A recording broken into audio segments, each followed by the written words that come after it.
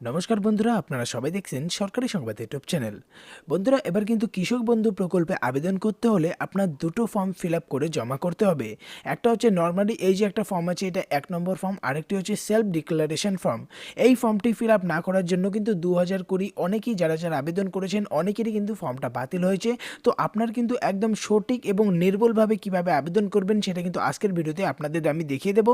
তো ভিডিওটাকে কিন্তু একদম সম্পূর্ণ আপনারা মনোযোগ সহকারে দেখবেন। এরই সাথে বন্ধুরা আরও মনে রাখবেন যে এই ফর্ম দুটি ফিল আপ করার পর যখন আপনি জমা দেবেন, কোথায় জমা দেবেন, এরই সাথে এই দুটি ফর্মের সাথে আর আপনার কি কি ডকুমেন্টসের জেরক্স কপি জমা করতে হবে, কোথায় জমা করতে হবে এবং কোথায় কি লিখতে হবে, ফর্মের কোথায় কি লিখতে হবে, সবটা কিন্তু আমি একদম সঠিক এবং নির্ভুলভাবে আপনাদের বুঝিয়ে দেবো। তো বুঝতেই পারছেন এই গুরুত্বপূর্ণ ভিডিওটাকে কিন্তু আপনার একদম শেষ পর্যন্ত দেখতে হবে। এরই সাথে আরেকটি গুরুত্বপূর্ণ কথা মনে রাখবেন, এই ফর্মে আবেদন করার পরে যদি আপনার ফর্ম ফিল আপ একদম সঠিক হয়ে থাকে তাহলে কিন্তু আপনাদের ব্যাংকের অ্যাকাউন্টে সরাসরি 2টি কিস্তিতে 5,000 টাকা পাঠিয়ে দেওয়া হবে। অর্থাৎ 2,500 করে আপনি 5,000 টাকা আপনাদের ব্যাংকের অ্যাকাউন্টে পেয়ে যাবেন। আর যদি এই ধরনেরই গুরুত্বপূর্ণ খবর প্রতিদিন পেতে চান তাহলে কিন্তু অবশ্যই এই ভিডিওটিকে একটি লাইক করে লাল রঙের সাবস্ক্রাইব বাটনে ক্লিক করে বেল নোটিফিকেশনটা অল করে দেবেন। এখানে সবার প্রথমে উপরে দেখুন লেখা আছে পশ্চিমবঙ্গ সরকার কৃষি বিভাগ, নিচে লেখা আছে কৃষক বন্ধু নিশ্চিত আয় প্রকল্পের আবেদনপত্র।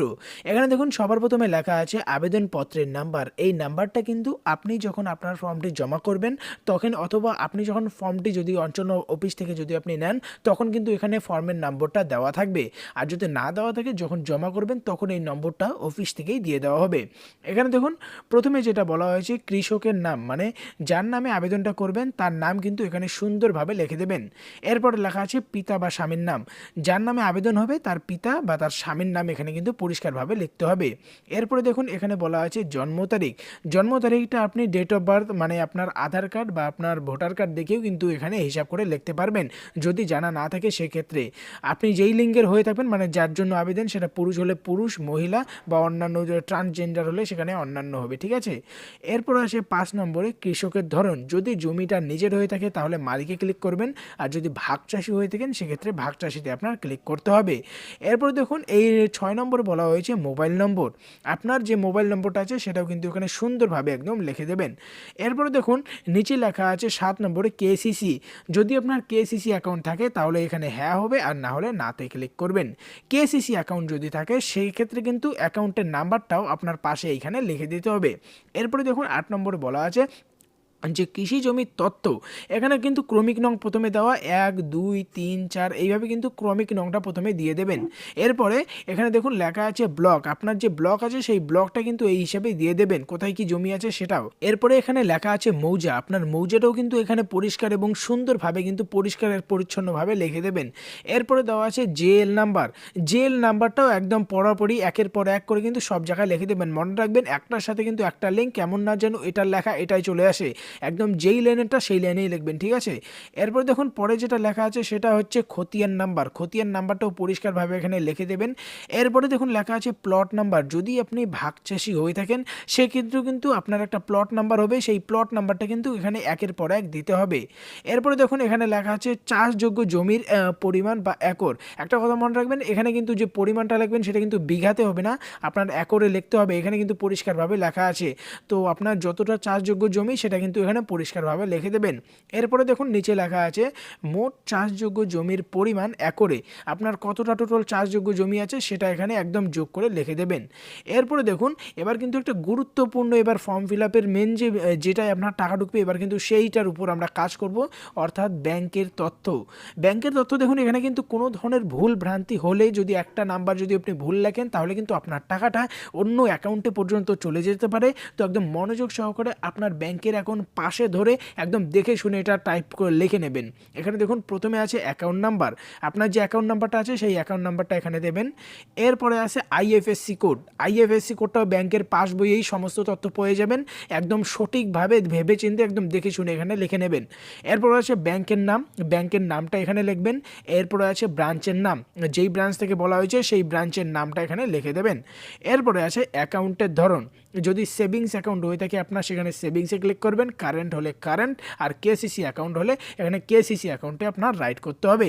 এরপরে দেখুন এখানে লেখা আছে আবেদনকারী স্বাক্ষর বা টিপসই। যদি আপনি সই করতে পারেন তাহলে সই করবেন, আর না হলে আপনার এখানে টিপসই দিতে হবে। এরপরে দেখুন তারিখ, যেই তারিখে আপনি ফর্ম ফিল আপ বা জমা দেবেন সেটার কিন্তু তারিখটা আপনার এখানে লিখে দিতে হবে। এরপরে দেখুন নিচে একটু ছোট্ট ফর্ম আছে, কিন্তু এখানে কিন্তু আপনার কিচ্ছু লেখা চলবে না। তার কারণ দেখতে পারবেন এখানে কিন্তু উপরে পরিষ্কার করে বলে দেওয়া হয়েছে যে কেবলমাত্র অফিস ব্যবহারের জন্য, অনলি অফিস ইউজ। এটা কিন্তু অফিসের জন্য, এখানে কিচ্ছু করবেন না। এবার নিচে চলে আসুন, নিচে দেখুন লেখা আছে পশ্চিমবঙ্গ সরকার কৃষি বিভাগ। এখানে কিন্তু লেখা আছে আবেদনপত্রের নম্বর। এখানে আপনার কোনো কিছু লিখতে হবে না, সম্পূর্ণটাই আপনি যেখান থেকে ফর্ম নেবেন সেখানে কিন্তু এখানে লিখে দেওয়া হবে। এরপরে লেখা আছে আবেদনপত্র গ্রহণকারীর স্বাক্ষর, মানে যখন আপনি আবেদন ফর্মটা নেবেন তখন কিন্তু এখানে আপনার একটা সিগনেচার লাগবে। আর যদি আপনি প্রিন্ট করে থাকেন সেক্ষেত্রে আপনি ঘরে বসেই এই ফর্মটি, এই সাইনটি আপনি করতে পারবেন। এবার আমরা নিচে চলে যাব। নিচে দেখুন এবার বলা হচ্ছে যে যদি আপনার ফর্ম ফিল আপ হয়ে যায় সেক্ষেত্রে ফর্মে এবার জমা করার জন্য আপনার কি কি ডকুমেন্টস লাগবে, কিসের কিসের জেরক্স কপি লাগবে, এবার আমরা সেটা দেখে নেব। এখানে দেখুন সবার প্রথমে এখানে বলা আছে যে আবেদনপত্রের সাথে স্বাক্ষরিত টিপসই নিম্নলিখিত নথিপত্রের জেরক্স বা ফটোকপি জমা করা আবশ্যিক। এখানে দেখুন 1 নম্বরে যেটা বলা আছে, আমি জুম করে দেখিয়ে দিচ্ছি। দেখুন 1 নম্বরে কিন্তু বলা আছে যে ভোটার কার্ড, মানে যার নামে আবেদন করবেন তার ভোটার কার্ড থাকা আবশ্যিক। 2 নম্বরে আছে সাম্প্রতিক পর্চা। 3 নম্বরে আছে ব্যাংকের পাসবইয়ের প্রথম পাতার একদম জেরক্স কপিটা লাগবে। আর 4 নম্বরে বলা হয়েছে যদি কেসিসি অ্যাকাউন্ট থাকে সেক্ষেত্রে পাসবইয়ের প্রথম পাতা সেখানেও লাগবে। এবার আমরা তারপরে দেখে নেব, এখানে কিন্তু বলা হয়েছে যে কৃষক বন্ধু প্রকল্পের আবেদনপত্র পূরণের নির্দেশাবলী, যে কিভাবে আপনি আবেদন ফর্মটা পূরণ করবেন সেটা বলা হয়েছে। যে বাংলা নামের বানান পর্চাতে যে বানান আছে সেই অনুযায়ী লিখতে হবে, মানে আপনার আধার কার্ড বা ভোটার কার্ডে যেভাবে আপনার নামটা লেখা আছে বাংলাতে সেইভাবে পরিষ্কারভাবে আপনার লিখতে হবে। মোবাইলে যে সরকারি এসএমএস ও অন্যান্য তথ্য পাবার জন্য নিজস্ব সক্রিয় চালু মোবাইল নম্বরটা দিতে হবে। অবশ্যই আপনার চালু মোবাইল নাম্বারটা দিয়ে দেবেন।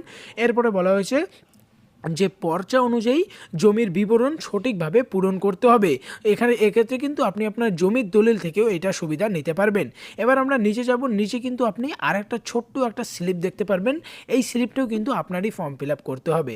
দেখুন এখানে প্রথমে বলা হয়েছে নমিনি মনোনীত ব্যক্তির তথ্য, মানে কৃষক বন্ধুতে আপনার একটা নমিনি রাখতে হবে, সেই নমিনির তথ্য এখানে দিতে হবে। প্রথমে নমিনির নাম এখানে আপনার দিতে হবে। এরপরে আবেদনকারীর সাথে, মানে যার নামে এই টোটাল ফর্মটা আবেদন করা হচ্ছে তার সাথে নমিনির কি সম্পর্কে সেই সম্পর্কটা এখানে দিতে হবে। এরপরে নমিনির পিতা বা স্বামীর নাম এখানে দিতে হবে। এরপরে আছে নমিনির জন্ম তারিখটা এখানে লিখে দেবেন সুন্দর করে। এরপরে লেখা আছে নমিনির অভিভাবকের নাম, মানে নমিনি যদি 18 বছরের নিচে হয় সেক্ষেত্রে কিন্তু আপনার নমিনির অভিভাবকের নাম এখানে দিতে হবে।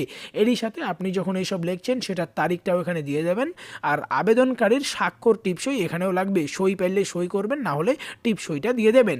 এটা কিন্তু গেল আমাদের প্রথম ফর্ম। এই ফর্মটা করে কিন্তু অনেকেই আবেদন করেছে আর তার ফলে কিন্তু অনেকেরই কিন্তু ফর্মটা বাতিল হয়েছে। এবার আমাদের পরবর্তী ফর্মটাও ফিল আপ করতে হবে।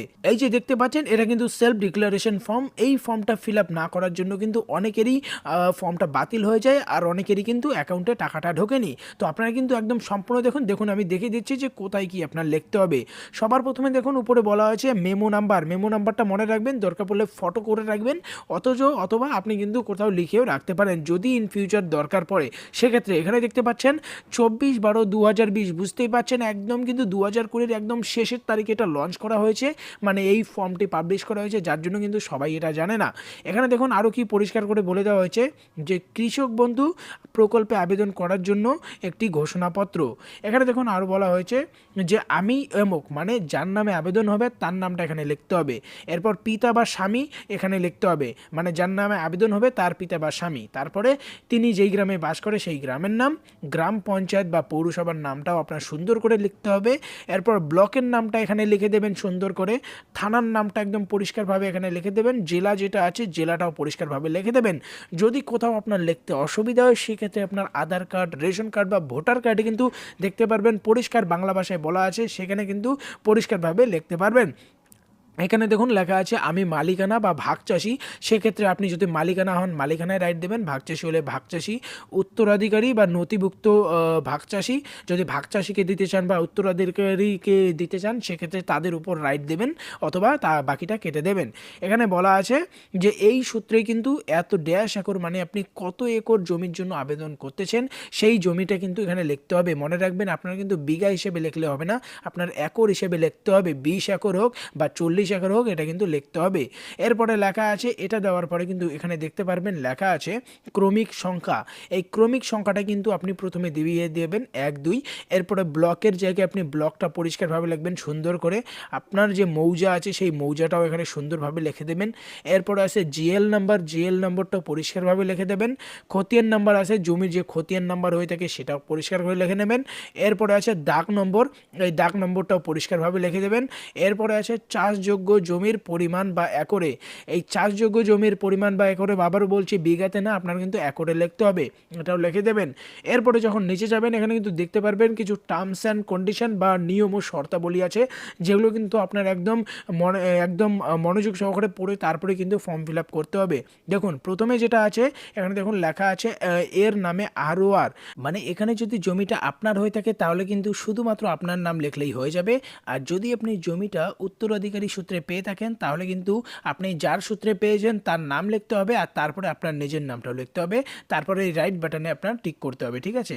এরপরে দেখুন পরে লেখা আছে আরেকটি অপশন, এখানেও রাইট বাটনে ক্লিক করবেন, প্রথমে খতিয়ান নাম্বারটা দেবেন এবং যার নামে জমিটা আছে সেক্ষেত্রেও কিন্তু তার নামটাও এখানে পরিষ্কারভাবে লিখতে হবে।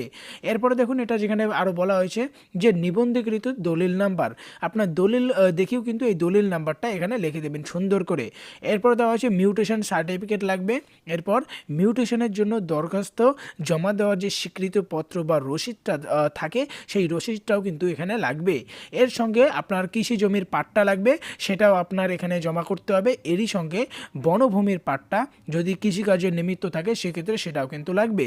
যদি আপনার অন্য কোনো নথি আপনি জমা করতে চান সেক্ষেত্রেও কিন্তু আপনার এখানে জেরক্স করতে জমা করতে হবে।